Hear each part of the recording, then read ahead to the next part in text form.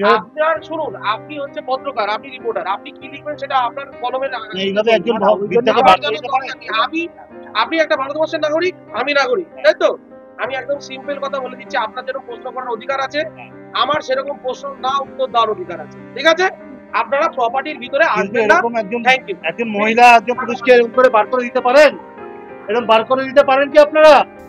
আবাসন থেকে বৃদ্ধ দম্পতিকে বের করে দেওয়ার অভিযোগ।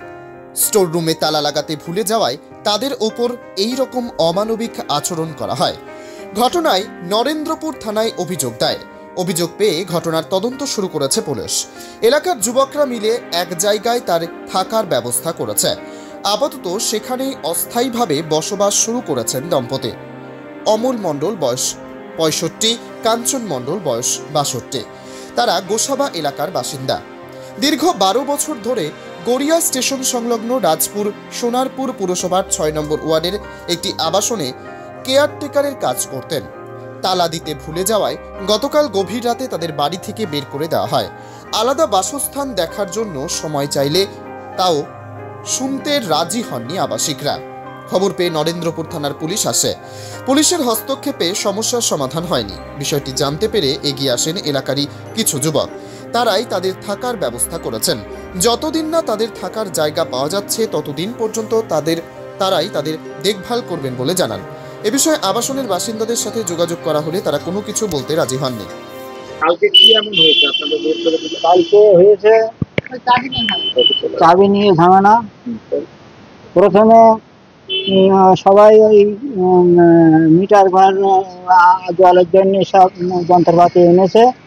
জল ছিল না 3-4 দিন, মাথায় যন্ত্রপাতি আনায় ওরা বলল যে ছেলেটা এই সিকিউরিটির কাছে চাবি দেওয়া যাবে না, আমাদের কাছে দেয়। চাবিটা ওরা নিলে আমি ওরা কাজ করতে করতে ওরা যখন এদিক ওদিক করছে তখন আমি ওই বাবুর কাছ থেকে আবার চাবি চেয়ে নিয়েছি। চাবি চেয়ে নিয়ে আমি ওই মিটার ঘর এদিক ওদিক চলে যাবে বলে আমি লাগিয়ে দিয়েছি। বন্ধুদের রাত্রে তো চাবি আমার কাছে ছিল। তারপর সকালবেলা মিস্ত্রিরা এলো, আসলে আমি চাবি খুলে দিলাম।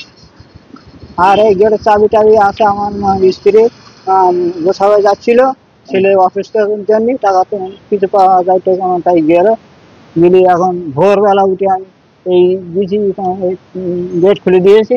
বা ওই সময়টা মা ওইখান থেকে ওনার ডেকে দিয়েছি কাজ করতে বলে, ওখানেও বলেছি ওদের ডেকেছি, ডাকলে ওরা শুনেছে। তারপরে এক্ষুনি চলে গেছে। আমি হ্যাঁ, টাকা না এলে আমাদের অসুবিধা হয়ে যাচ্ছে। মানে মূলত চাবিটা গন্ডগোল হয়ে গেছিল বলেই এই সমস্যাটা হয়েছে। হ্যাঁ। কালকে কখন বের করে দিল আপনাদের?